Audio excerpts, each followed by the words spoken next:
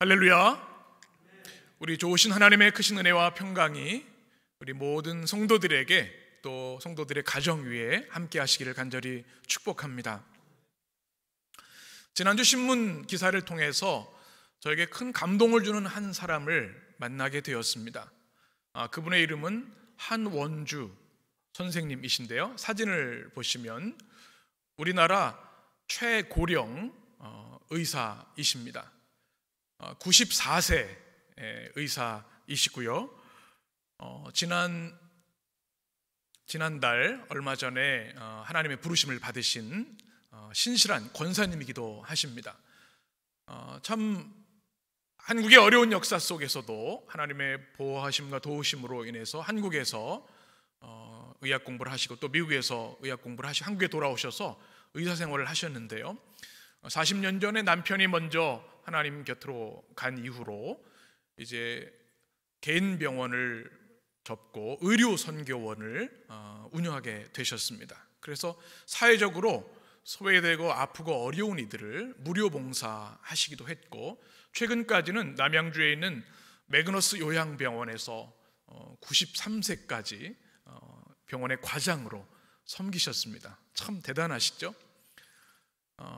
그분은 무엇보다 하나님을 사랑하는 분이었고 주님의 교회를 위해서 헌신하는 기도하는 권사님이셨는데요, 이 권사님이 많은 환우들에게 큰 위로를 주셨다고 합니다.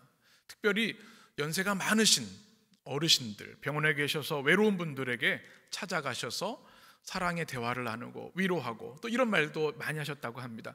웬만한 병은 사랑으로 낫는 경우가 많아요. 의사가 이런 얘기를 하셨다고 하죠. 그래서 기도해 주시고 사랑으로 잘 섬기셨다는 겁니다. 그리고 코로나19가 이제 확산되기 이전까지 최선을 다해서 의사로서 사역을 하시다가 지난달 하나님의 부르심을 받았는데요, 그의 마지막 모습이 큰 감동을 주었습니다. 그의 임종을 지켜보던 가족들 또 직원들에게 남긴 말이 있는데 3마디라고 합니다. 딱 3마디인데요, 힘내, 가을이다, 사랑해, 이 말을 남기고 하나님 품으로 가셨다는 글을 읽어보았습니다. 이거 시인 같으시죠? 우리에게 주어진 인생, 하나님 주신 이 축복의 인생이 이 아름다운 말을 남길 수 있다면 참 좋겠다. 그리고 그분을 그리워하고 그분을 마음에 담고 살아가는 많은 사람들이 있다는 사실을 생각하면 이것이 하나님 백성의 모습이어야겠구나, 아름다운 크리스천의 모습이 이것이구나 하는 생각을 하게 되었습니다.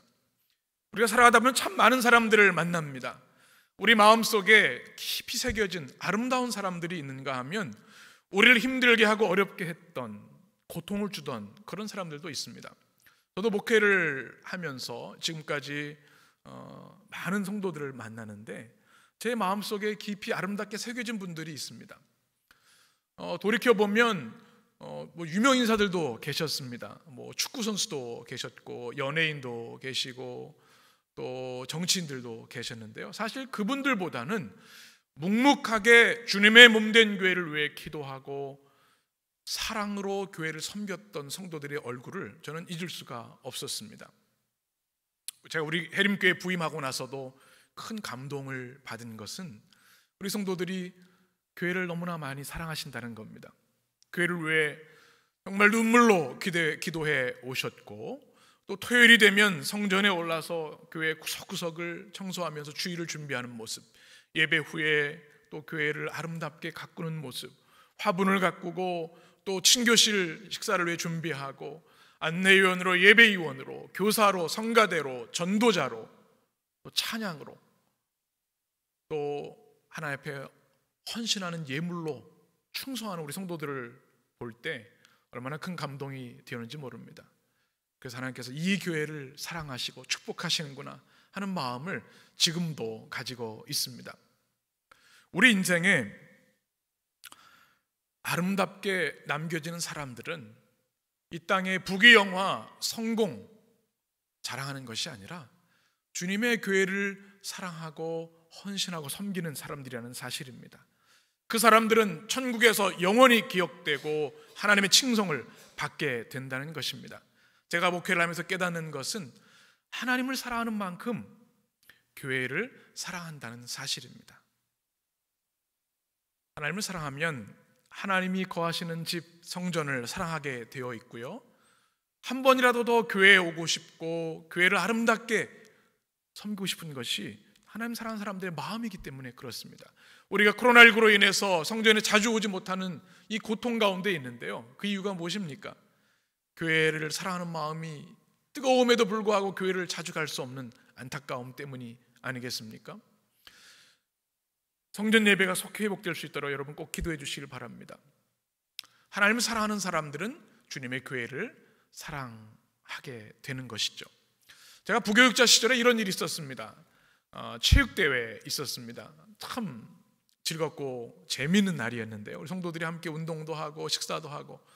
그런데 행사가 끝나고 나서 교회에 돌아와 보니까 이 물품들이 정리가 안 되고 이리저리 막 흩어져 있는 겁니다. 교회 주방에 갔더니 음식을 먹고 설거지가 안 된 상태로 막 방치되어 있는 거예요. 제가 얼마나 속상했는지 이런 생각을 했습니다. 입으로는 교회를 사랑한다고 하는데 몸으로는 그렇게 못하시는 분들이 계시구나, 안타까운 마음이 들었습니다. 이스라엘 역사에 보면 이런 일들이 일어났습니다.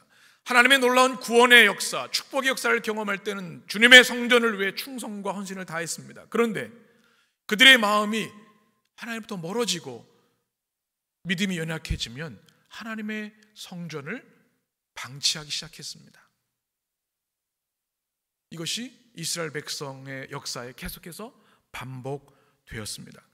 이스라엘 백성의 가장 큰 비극은 군대를 잃어버리는 것, 경제력을 상실하는 것, 또는 여러 가지 국가의 재난이 처하는 것, 그것도 비극이지만 가장 큰 비극은 하나님을 사랑하는 것이 끊어지는 날, 하나님을 경외하는 것이 멈춰주는 날이 되어서 하나님이 그들을 떠나실 때, 이것은 이스라엘 백성에게 가장 큰 비극이었습니다. 이것은 오늘을 사는 우리에게도 동일합니다. 무엇이 가장 시급할까요? 하나님의 임재가 있는 하나님의 성전을 회복하는 것, 그래야만 예배가 바르게 정상적으로 드릴 수 있기 때문에, 하나님의 임재가 다시 우리 가운데 임하기 때문에 하나님의 성전을 회복하는 것은 참으로 중요한 문제였습니다. 느헤미야를 필두로 해서 예루살렘의 귀환한 백성들 52일 만에 기적적인 하나님의 재건의 역사를 목도했습니다. 하나님의 살아계심을 그들은 눈과 삶으로 체험하고 나서 학사 에스라에게 하나님의 말씀 듣기를 간청합니다. 말씀을 들었을 때 그들의 온 존재가 하나님의 성령으로 휩싸이게 되고 통에 자박하며 회개합니다. 하나님, 우리의 소원은 이제 다른 것이 아니라 하나님의 거룩한 백성으로 거듭나는 것, 이 한 가지뿐입니다. 그리고 하나님께 84명의 지도자들이, 그리고 모든 백성이 함께 하나님께 언약을 올려드립니다. 약속하는 거죠. 첫 번째 언약이 무엇이었습니까? 우리가 나눈 것처럼 이방인과 통혼하지 않겠습니다. 하나님 앞에 구별된 거룩한 삶을 회복하겠다고 하는 약속이었습니다. 지난주 우리가 두 번째 약속을 나눴습니다.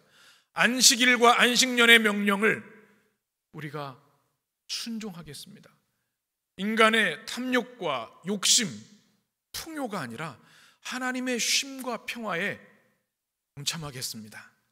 그리고 오늘 이어서 하나님의 성전을 회복하기 위한 두 가지 약속을 이어가고 있습니다. 오늘 이 말씀을 우리가 함께 나누면서 어떻게 하면 우리의 영과 우리의 신앙이, 우리의 삶이 성전 사랑을 회복할 수 있는가, 이로 인해서 우리의 삶이 어떻게 거룩한 하나님의 백성으로 거듭날 수 있는가, 말씀을 통해 은혜 받기를 원합니다.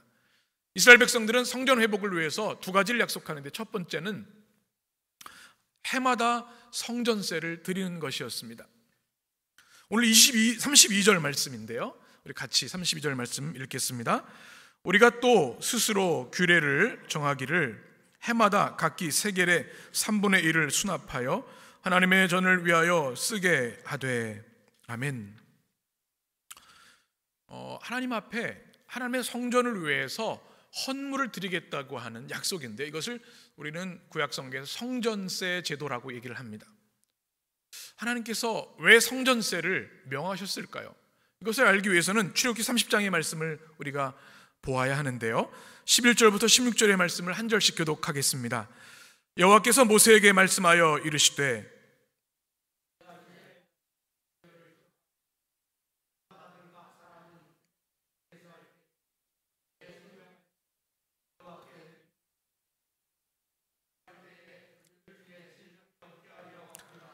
무릇 계수 중에 드는 자마다 성소의 세겔로 반세겔을 낼지니 한 세겔은 20게라라.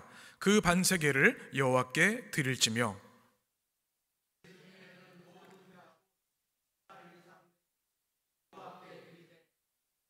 생명을 대속하기 위하여 여호와께 드릴 때에 부자라고 반세겔에서 더 내지 말고 가난한 자라고 덜 내지 말지며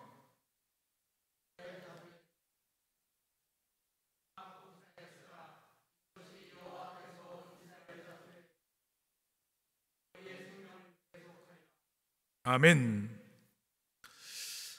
이 말씀은 하나님께서 모세에게 주신 명령의 말씀인데요, 하나님의 성전을 위해서 성전세를 바쳐야 함을 가르치고 계신 말씀입니다. 그래서 가장 중요한 것은 12절에 보면 자기의 생명의 속전이라는 말씀이 있습니다.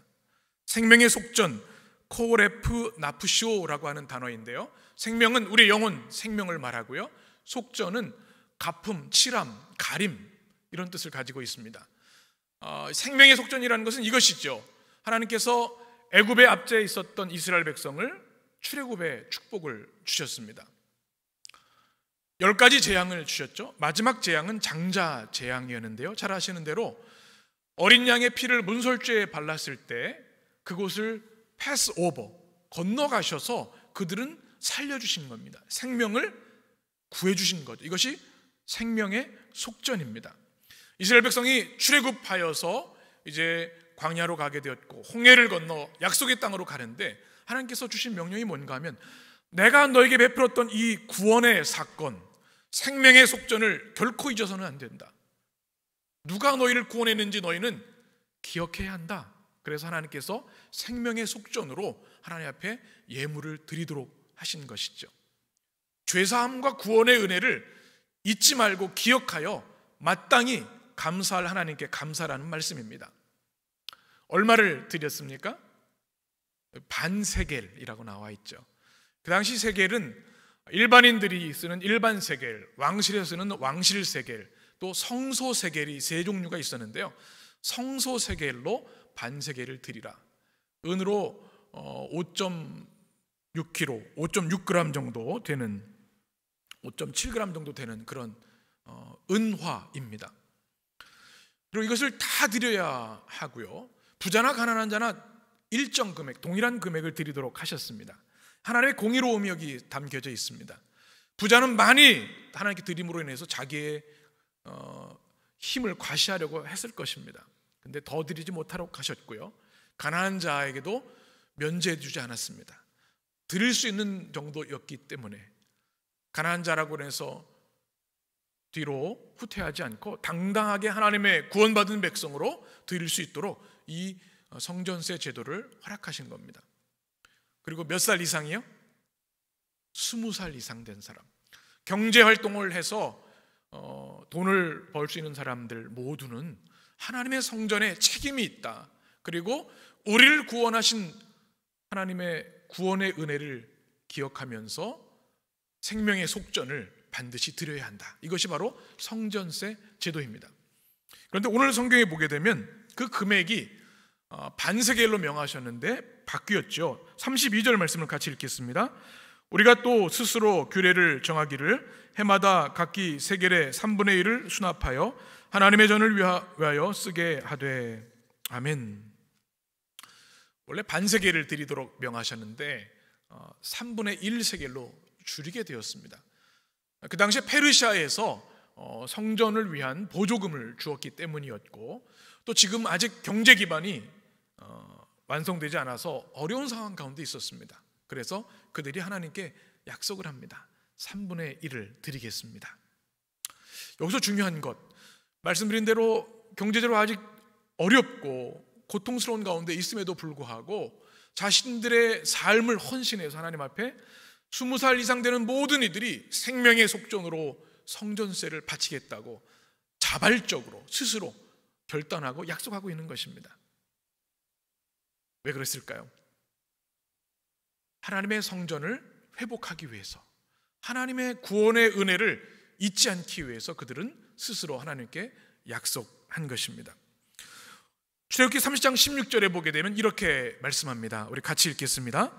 너는 이스라엘 자손에게서 속전을 취하여 회막 봉사에 쓰라. 이것이 여호와 앞에서 이스라엘 자손의 기념이 되어서 너의 생명을 대속하리라. 아멘. 무엇을 위해 쓰라고요? 회막 봉사에 쓰라. 이것이 오늘 말씀 33절에 보게 되면 하나님께 드리는 이 성전세가 어떻게 쓰이는지 용도를 말씀해 주고 있습니다. 33절 같이 읽습니다. 곧 진설병과 항상 드리는 소제와 항상 드리는 번제와 안식일과 초하루와 정한 절기에 쓸 것과 성물과 이스라엘을 위하여 속죄제와 우리 하나님의 전에 모든 일을 위하여 쓰게 하였고. 아멘. 규정된 절기와 제사를 위해서 이 성전세가 쓰여져야 함을 말씀하고 있습니다. 무슨 말씀일까요? 그들이 나라를 빼앗기고 위기 가운데 있을 때 예배를 잃어버렸습니다. 성전이 방치되어져 버렸습니다. 이제 하나님의 은혜를 경험하고 성벽 재건을 경험한 그들은 이제 더 이상 하나님의 성전을 방치할 수 없으니 회복해야겠습니다. 이를 위해서 우리가 다 함께 생명의 속전으로 구원의 은혜에 감격하며 주님 앞에 성전세를 바치겠습니다. 그리고 이것을 통해서 예배 또 성전에 필요한 모든 것들을 충당하겠습니다.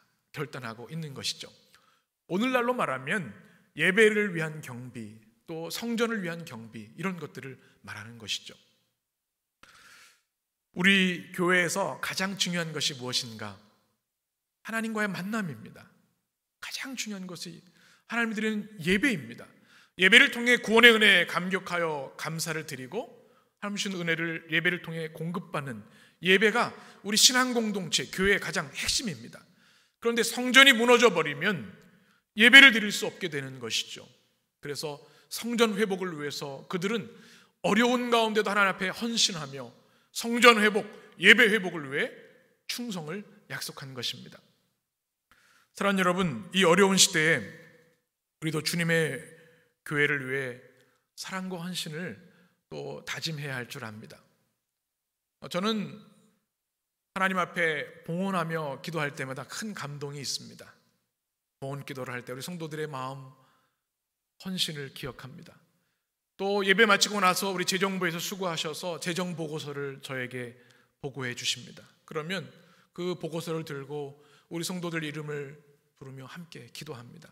하나님, 이 어려운 시대에도 하나님의 구원의 은혜에 감격하며 잊지 않고 감격의 예물을 올려드립니다.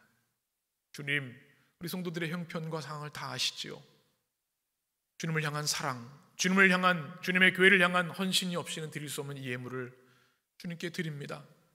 주님, 영광 받으시고 우리 성도들의 삶을 책임져 주시고 하늘의 문을 여시고 만배의 복을 내려 주시옵소서.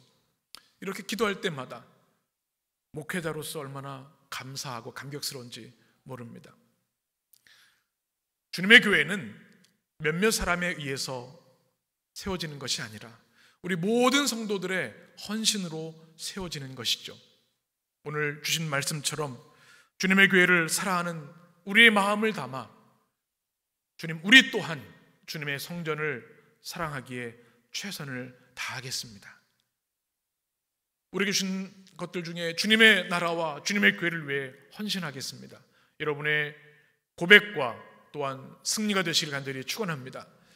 두 번째로, 성전을 위해서 그들은 나무를 하나님께 드릴 것을 약속하고 있습니다.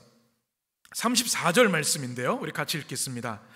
또 우리 제사장들과 레위 사람들과 백성들이 제비 뽑아 각기 종족대로 해마다 정한 시기에 나무를 우리 하나님의 전에 바쳐 율법에 기록한 대로 우리 하나님 여호와의 제단에 사르게 하겠고. 아멘.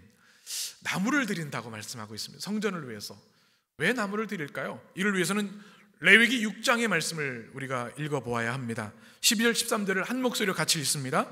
제단 위에 불은 항상 피워 꺼지지 않게 할지니 제사장은 아침마다 나무를 그 위에 태우고 번제물을 그 위에 버려 놓고 화목제의 기름을 그 위에 불사를 지며 불은 끊임없이 가장 비극적인 인생이 될 수밖에 없는 것이죠.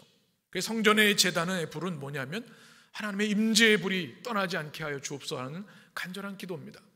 여러분의 인생에 하나님의 임재의 불이 떠나지 않게 되시길 간절히 축원합니다. 두 번째, 성전 제단의 불은 하나님께 드리는 예배를 상징합니다. 레위기 6장 9절의 말씀 같이 읽겠습니다. 아론과 그의 자손에게 명령하여 이르되 번제의 규례는 이러하니라. 번제물은 아침까지 제단 위에 있는 석쇠 위에 두고 제단의 불이 그 위에서 꺼지지 않게 할 것이요. 아멘. 제단 위에 불이 꺼지지 않게 하라고 말씀을 하고 있는데요, 번제물이 그 아침까지 있게 하라고 말씀하죠. 그건 밤에 드린 제물을 말합니다. 그리고 또 아침에도 제물을 드립니다. 이거를 상번제물이라고 하죠. 항상 하나님께 드리는 제물, 상번제입니다. 하나님께 드리는 이 예배가 끊어져서는 안 된다는 이야기죠. 언제나 성전 제단에 이 예배의 불이 타오르도록 나무를 계속 가져와야 한다는 말씀입니다. 예배의 불이 우리의 삶에 꺼지는 것, 이것은 가장 큰 위기가 되는 것이죠. 팬데믹 시대에 우리는 예배의 삶의 어려움을 경험하고 있습니다. 이제 성전 예배가 회복되면 여러분 최선을 다해 주님의 성전에 나와 예배하시기를 바랍니다. 또 지금 온라인으로 예배를 드려야 하는 이때에는 여러분의 예배의 자리에서 최선을 다해 주님을 예배하시기 바랍니다. 예배의 불이 우리의 인생에 끊어져서는 안 되기 때문에 그렇습니다. 로마서 12장 1절에 이렇게 말씀합니다. 같이 읽습니다. 그러므로 형제들아, 내가 하나님의 모든 자비하심으로 너희를 권하노니 너희 몸을 하나님이 기뻐하시는 거룩한 산 제물로 드리라. 이는 너희가 드릴 영적 예배니라. 아멘. 무슨 말씀입니까? 이제 신약 시대에 우리는 교회에 올 때 양이나 염소나 소를 가지고 오지 않습니다. 왜 그렇습니까? 우리에게는 하나님의 어린 양 예수 그리스도의 십자가가 있기 때문에 우리는 십자가의 보혈의 능력을 의지해서 은혜의 보좌로 나아가는 것이죠. 우리의 삶을 거룩한 산 제물, 하나님이 기뻐하시는 예물로 드려야 하는 겁니다. 예배자의 삶을 우리가 멈추지 말아야 함을 이 말씀 우리에게 말씀해주고 있습니다.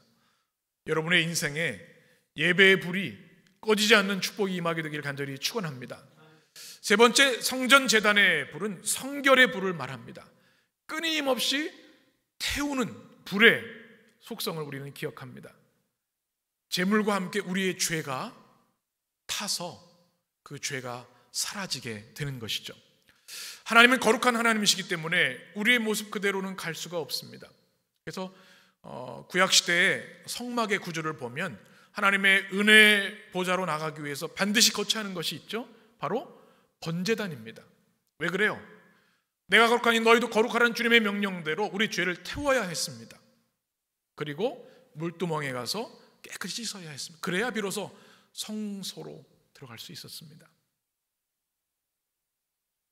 바로 성전 제단의 불은 우리의 죄를 태우는 것을 말하죠. 이것이 멈춰서는 안 되는 겁니다. 또 성전 제단의 불은 하나님의 끊임없는 용서하심을 말씀합니다. 우리가 죄를 태워 주님께 제사를 드릴 때 그 용서를 받아주시는 분이 하나님이시기 때문에 그 성전 제단의 불은 너의 죄를 내가 사하노라, 우리 죄를 깨끗이 용서해 주시는 은혜입니다. 이것이 멈춰서는 안 되는 거죠. 그래야만 우리는 하나님의 임재 앞으로 나아갈 수 있고 하나님과 동행하는 승리의 삶을 살 수 있기 때문에, 사랑하는 성도 여러분, 성전 제단의 불이 꺼지지 않는 여러분의 축복의 인생이 되시길 축복합니다. 우리 해림교회도 그렇게 되어야 될 줄 믿습니다. 성전 제단의 불, 하나님께 드리는 하나님의 임재의 불, 예배의 불, 정결의 불, 하나님의 용서하심의 불이 우리의 심령에 또 우리 해림교회에 끊임없이 타오르게 되는 축복이 임하게 되기를 주님의 이름으로 간절히 축원합니다. 34절의 말씀을 보게 되면 이 성전불이 꺼지지 않기 위해서 어떻게 해야 되는가? 그냥 저절로 되는 것이 아닙니다. 우리 같이 읽겠습니다. 또 우리 제사장들과 레위 사람들과 백성들이 제비 뽑아 각기 종족대로 해마다 정한 시기에 나무를 우리 하나님의 전에 바쳐 율법에 기록한 대로 우리 하나님 여호와의 제단에 사르게 하였고. 아멘. 나무를 들이지 않으면 성전의 불이 타오를 수가 없는 거죠. 성전이 굉장히 컸고 제단도 규모가 상당했습니다. 항상 그 제단의 불을 유지하기 위해서는 많은 양의 나무가 필요했습니다. 그래서 오늘 성경에 보면 어떻게 했습니까? 오늘 보니까 제비를 뽑아 누구대로? 각기 종족대로 모두가 이 일에 참여하겠다고 하는 헌신의 약속을 드린 겁니다. 하나님, 이제부터는 성전이 방치되는 것을 막을 뿐만 아니라 성전 제단의 불이 꺼지지 않도록 우리가 모두 함께 종족대로 나무를 주님의 성전에 바치겠습니다. 이것은 돈, 예물을 말하는 것이 아니라 우리 성도들의 헌신과 봉사를 의미하는 겁니다. 땀 흘려 나무를 자르고 그것을 모든 종족들이 성전으로 가져올 때 그 성전의 제단의 불은 꺼지지 않는 것이죠. 그건 오늘날의 우리 교회에도 참으로 중요합니다. 주님의 교회는 몇몇 한두 사람의 힘으로 이루어지는 것 아닙니다. 모든 성도들이 함께 제단에 나무를 드리는 것처럼 우리의 땀과 사랑과 봉사와 헌신이 있어야만 성전 제단에 불이 꺼지지 않는다는 사실입니다. 에베소서 1장 23절 같이 읽겠습니다. 교회는 그의 몸이니 만물 안에서 만물을 충만하게 하시는 이의 충만함이니라. 아멘. 교회는 하나님의 우주적인 임재의 장소이고 하나님의 집이라고 말씀하고 있습니다.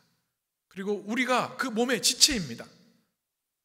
주님의 교회를 위해서 지체된 우리들이 교회를 위해서 헌신해야 하는 거죠. 우리가 같이 나눌 말씀, 에베소서 4장 11절에도 이렇게 말씀합니다. 그가 어떤 사람은 사도로, 어떤 사람은 선지자로, 어떤 사람은 복음 전하는 자로, 어떤 사람은 목사와 교사로 삼으셨으니 이는 성도를 온전하게 하여 봉사의 일을 하게 하며 그리스도의 몸을 세우려 하심이라. 아멘. 다양한 은사가 있는데요, 어떤 모양이든 봉사의 일을 모두가 참여해야 되고, 그래서 무엇을 세워요? 그리스도의 몸, 교회를 세워야 한다는 말씀입니다. 우리가 지난주 목요일부터 온라인 북카페 해림소원을 통해서 다시 만나는 교회라고 하는 책을 함께 우리가 공부하고 있습니다. 교회가 무엇인가? 교회를 전공하신 이 학자이시자 목사님 박영호 목사님 이렇게 정의합니다.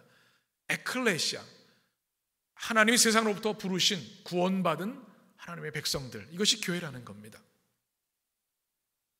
우리 모두가, 아니 여러분이 교회라는 것입니다. 봉사의 의무를 가지고 있는 것이 바로 우리들이고, 우리들의 봉사 헌신을 통해서 교회가 온전히 세워질 수 있다는 말씀입니다. 베드로전서 4장 10절에 보면 이렇게 말씀합니다. 각각 은사를 받은 대로 하나님의 여러 가지 은혜를 맡은 선한 성지기 같이 서로 봉사하라. 선한 청지기 같이라고 말씀하고 있습니다. 청지기가 무엇입니까? 일을 맡은 사람입니다. 주인에게 일을 맡은 사람. 우리 모두가 청지기라는 사실입니다.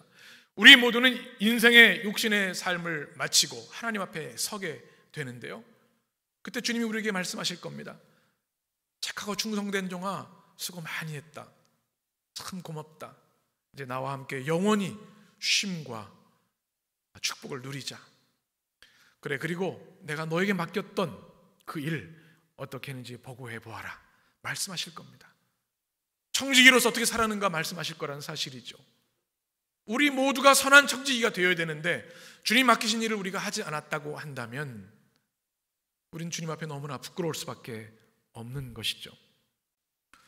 우리 모두가 선한 청지기가 되기를 원합니다. 주님의 교회를 위해서 여러 가지 모양으로 주님의 교회를 위해서 우리가 봉사하고 헌신할 때 주님은 주님의 교회를 아름답게 하시고 견고하게 하시고 축복으로 채워주실 줄 믿습니다. 오늘 말씀을 통해서 우리가 하나님께 어떤 봉사를 드리고 있는가를 생각해 봅니다. 코로나19로 인해서 교회 자주 나올 수 없어서 봉사할 수 있는 기회들이 많지 않은데요, 여러분 그래도 할 수 있는 봉사들이 많이 있습니다. 여러분 기도의 봉사를 하시기 바랍니다. 가장 귀하고 아름다운 봉사가 하나님께 기도하는 겁니다.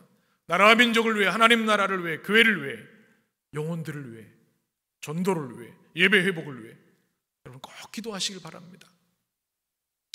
예배 또한 하나님께 드리는 봉사입니다. 최고의 봉사죠. 여러분의 삶의 자리에서 최선을 다해 예배의 봉사를 드리시기 바랍니다. 삶의 봉사가 있습니다.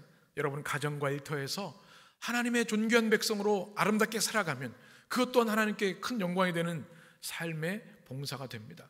물질의 봉사를 드릴 수 있습니다. 하나님 앞에 정성껏 예물을 올려드리고 어려운 이웃들을 돕는 것, 그것은 물질의 봉사가 됩니다. 어떤 모양이든 좋습니다. 또 이제 성전 예배가 회복되어 교회에 나오게 되면 여러분 꼭 하나라도, 하나 이상 주님의 교회를 위해 헌신할 수 있는 여러분 되시기를 간절히 원합니다. 그 봉사를 통해 하나님은 영광 받으시고 주님의 교회를 세우시고 축복하시기 때문에 그렇습니다. 해림교회를 위해서 여러분 많이 기도해 주시기 바랍니다. 어느 때보다도 교회 순환 시대가 되어서 참 어려운 때입니다. 저도 목회를 하면서 이렇게 어려운 때가 있었나 할 정도로 참 어려운 때를 지나고 있습니다. 여러분 뜨거운 눈물로 교회를 위해 기도해 주시고 또 주님의 교회를 위해 또 헌신하며 봉사해 주시기를 바랍니다. 교회 사진을 어제 몇 장 찍어서 교회의 모습을 생각해 보았습니다. 여러분 교회가 참 그리우실 텐데요, 우리 교회 가을이 왔습니다. 화분들이 얼마나 예쁜지요. 사람들이 지나가다가 그냥 지나가는 법이 없습니다. 다 올라와서 꽃도 보시고 사진도 찍으시고 천사의 나팔 또 향기를 맡는 분들을 많이 보았습니다. 이렇게 아름다운 교회를 주신 것이 얼마나 축복인지요. 다윗의 고백이 생각납니다. 시편 27편 4절에서 6절. 내가 여호와께 바라는 한 가지 일, 그것을 구하리니 곧 내가 내 평생에 여호와의 집에 살면서 여호와의 아름다움을 바라보며 주의 성전에서 사모하는 그것이라. 여호와께서 환난 날에 나를 그의 초막 속에 비밀히 지키시고 그의 장막 은밀한 곳에 나를 숨기시며 높은 바위 위에 두시리로다. 이제 내 머리가 나를 둘러싼 내 원수 위에 들리리니 내가 그의 장막에서 즐거운 제사를 드리겠고 노래하며 여호와를 찬송하리로다. 하나님의 성전을 얼마나 사모했는지 그 아름다움을 만나게 됩니다. 우리의 고백이 되었으면 좋겠습니다. 이 아름다운 교회가 결코 방치되어서는 안 될 줄 믿습니다. 오늘 느헤미야 10장에서 이스라엘 백성들은 결론적으로 이렇게 말합니다. 39절에 보면 하반절에 이렇게 말씀합니다. 그리하여 우리가 우리 하나님의 전을 버려두지 아니하니라. 그리하여 우리가 우리 하나님의 전을 버려두지 아니하리라. 하나님 이제부터는 결코 하나님의 전을 버려두지 않겠습니다. 방치하지 않겠습니다. 우리에게 베푸신 하나님의 구원의 은혜를 기억하며 주의 성전을 위해 최선을 다하고 아름답게 돌보겠습니다. 이스라엘 백성들의 약속입니다. 이 어려운 시대에 우리 해림의 성도들에게도 동일한 고백이 있게 되기를 원합니다. 주님의 교회를 버려두지 않겠습니다. 주님의 교회를 위해 우리의 마음과 힘을 다해 아름답게 세우겠습니다. 왜 그렇습니까? 교회는 하나님의 집이시고 교회는 하나님이 우리를 만나주시고 우리에게 복 주시는 축복의 통로이기 때문에 그렇습니다. 우리는 주의 백성이온이라고 하는 찬양이 있는데 가사가 이렇습니다. 이 시대에 우리의 고백이 되었으면 좋겠습니다. 우리 같이 한 목소리로 읽습니다. 우리는 주의 백성이오니 주의 그 큰 이름 선포합니다. 이곳 어두운 세상에 빛으로 부르셨네. 주의 얼굴 구할 때 역사하소서. 교회를 세우시고 이 땅 고쳐 주소서. 주님 나라 임하시고 주 뜻 이루어지이다. 아멘. 이 찬양의 가사가 우리의 기도와 응답이 되었으면 좋겠습니다. 교회가 이 세상의 희망입니다. 구원의 진리를 가지고 있고 구원의 횃불을 밝히고 있기 때문에 그렇습니다. 주님은 이 교회를 위해 여러분을 한 사람 한 사람 부르셨습니다. 그래서 십자가의 보혈로 구원하여 주셔서 하나님의 영광스러운 백성, 교회가 되게 하셨습니다. 이 귀하고 아름다운 사명을 우리에게 맡겨주셨고 이 일을 하도록 우리를 축복해 주셨습니다. 여러분이 교회입니다. 걸어다니는 거룩한 하나님의 성전입니다. 이 어렵고 힘든 시대 가운데 조금도 믿음의 흔들림 없이 하나님, 우리가 하나님의 교회를 바르게 세우겠습니다. 하나님의 성전을 위하여 최선을 다하겠습니다. 그것이 여러분의 하나님 향한 사랑과 고백과 영적인 승리가 되시길 간절히 축원합니다. 기도하겠습니다. 살아계신 하나님, 하나님의 거룩하신 교회를 우리에게 허락하여 주신 은혜, 감사와 찬양을 올려드립니다. 죽을 수밖에 없는 우리들을 그리스도의 보혈의 권능으로 모든 죄에서 사하여 주시고 그리스도 예수를 영접함으로 구원과 승리를 누리게 하시니 감사합니다. 홀로 하나님을 예배하지 않게 하시고 우리에게 주님의 몸된 성도들을 허락하여 주셔서 사랑하고 섬기며 함께 예배하는 주님의 교회를 주신 것을 감사합니다. 오늘 이스라엘 백성들의 고백처럼 이 주님의 교회를 더욱 사랑하기를 원합니다. 우리의 최선을 다하기를 원합니다. 이스라엘 백성들의 비극은 하나님의 성전을 방치하는 데 있었습니다. 그들의 고백처럼 이제 더 이상 하나님의 성전을 방치하지 않겠습니다. 버려두지 않겠습니다. 하나님 앞에 성전의 예물을 드리고 성전 제단에 나무를 드렸던 그들의 헌신이 우리들의 헌신이 되게 하셔서 이 혼란하고 어려운 시대 가운데도 영광스러운 주님의 교회를 견고하고 아름답게 세울 수 있도록 축복하여 주옵소서. 우리 주님 예수 그리스도 이름으로 기도합니다. 아멘.